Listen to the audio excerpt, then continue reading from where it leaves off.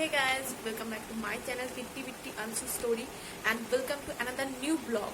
তো guys আজকে সত্যিকার নিউ ব্লগই হতে যাচ্ছে বিকজ আজকে আমি বাড়িতে বসে ব্লগ বানাবো না, আজকে আমি বাইরে মানে কলকাতায় দেখাবো যে আপনাদের যে কিভাবে লকডাউন মানা হচ্ছে কি সত্যি আদৌ, আর এটাও দেখাবো যে আমফানের পর ঝড়ের কি কি এফেক্ট হয়েছে কলকাতায়।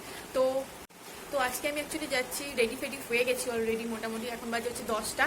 আর আজকে আমি যাচ্ছি হচ্ছে সল্টলেক। তো সল্টলেকের পরিস্থিতিও দেখাবো যে কীরকম ওখানে পজিশন আর ওখানে কি আদৌ লকডাউন মানা হচ্ছে। তো আপনাদেরকে সব দেখাতে যাবো আজকে। তো আমি আজকে যাচ্ছি, কারণটা হলো ওখানে আমার পিসির বাড়ি, আর পিসিরা যেহেতু লকডাউনের পর পুরো আটকে যাবে, তো আমরা সবাই একসাথেই ছিলাম বাড়িতে।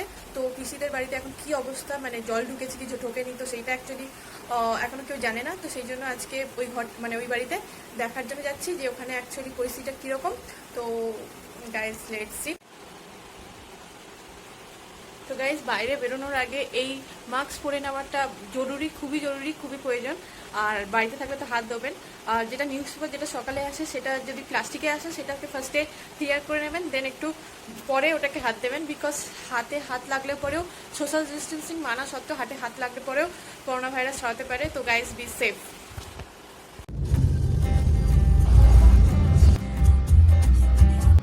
তো গাইস এখানে মেট্রো ট্রায়াল চলছে কবি নজরুলের সামনে, আর এটা হলো পাটুলি, যেটা অনেক ভিড় থাকতো সেই জায়গাটা এখন এরকম অবস্থা। এটা বাইপাস ধরে আমরা যাচ্ছি এখন। রাস্তাঘাট দেখতেই পাচ্ছেন, আমফানের পর অনেক গাছ কমে গেছে। আর এটা হলো বিগ বাজার, হাইল্যান্ড পার্ক বিগ বাজার, পুরো পোস্টার উঠে গেছে বড়। এটা হলো মেট্রোর নিচে দিয়ে আমরা যাচ্ছি এখন। কি মেট্রো সেটার নামটা এখন। রাস্তাঘাট এখন পুরো পরিষ্কার আর খুবই কম গাড়ি চলছে। আর এটা মেট্রো বাজার মল, আর গাছপালা এখনো পড়ে রয়েছে, এখনো তোলা হয়নি অনেক জায়গায় দেখাই যাচ্ছে এখানে। রাস্তাঘাটের অবস্থা খুবই ভালো, মানে অনেক ভিড় কম, জ্যাম কম।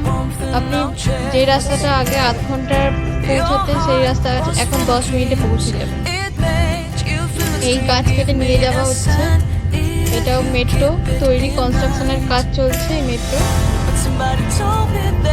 মেট্রোগুলো হয়ে গেলে অনেক সুবিধা হবে অনেক। এটা হলো সায়েন্স সিটি, সামনে দিয়ে যাচ্ছি সায়েন্স সিটি।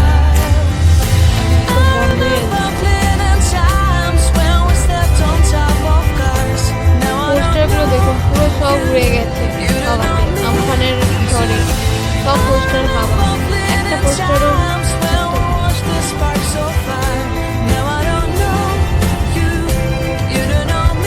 এটা হলো বিধাননগরের সামনে, যেখানে স্টেডিয়ামটা আছে, সল্টলেক স্টেডিয়াম, সেই জায়গাটা।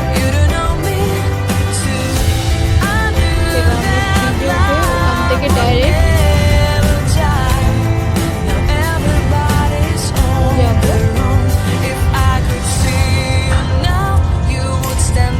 আমার সবচেয়ে ভালো লাগছে যেটা এখানে রাস্তা ফাঁকা, একদম রাস্তায় কোনো লোকজন নেই। এমনি সময় অনেক লোক থাকতো, অনেক ভাড় থাকতো। এটা আমরা নিউ টাউনে ঢুকে গেলাম, নিউ টাউনের রাস্তায় আমরা যাচ্ছি এখন। এখানের গাছগুলো ঠিকঠাক আছে, কিন্তু অনেক গাছই পড়ে গেছে, অনেক গাছই ভেঙে গেছে,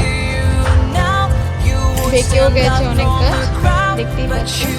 আর এটা হলো কৃষ্ণপুরের রাস্তা, এখানে পুরো ভিড়, 24 ঘন্টা এখানে ভিড় থাকে। বাজারের রাস্তা, সবাই মাস্ক পরেই বেরিয়েছে। পৌঁছে গেলাম, যাচ্ছে দরজা খুলছে পিপি।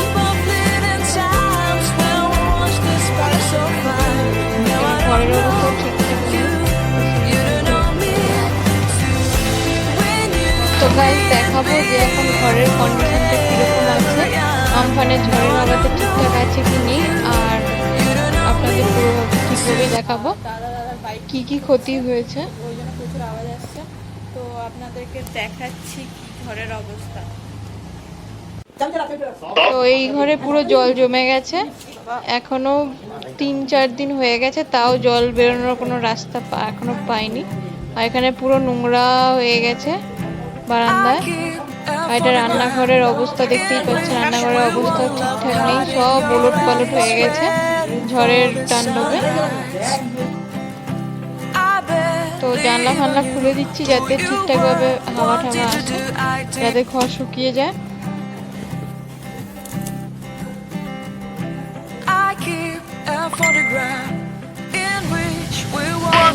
মাসি এসছে, মাসি একটু ঘরটা মুছে দিচ্ছে, কারণ জল বের করা খুব মুশকিল, তো জল না মুছলে ওটা শোকাবে না। আর দাদা ওদিকে বাইক ঠিক করছে, মাসি এখানে মুছছে। তো আমি এখন ছাদে এসেছি কিছুক্ষণের জন্য। ছাদে গাছগুলো লাগানো হয়েছে, তো সেইগুলোই আপনারা দেখুন। আবহাওয়াটা অনেক ভালো, ওয়েদারটা সত্যি দারুণ, হাওয়াও দিচ্ছে পুরো। এই হলো কাজ। তো আমরা এখন বাড়ি যাচ্ছি, আমরা গাড়ি ফিরবো, আর দাদার বাইকে করে ফিরবো, কেন বাইকটা ওখানে নিয়ে যাবে।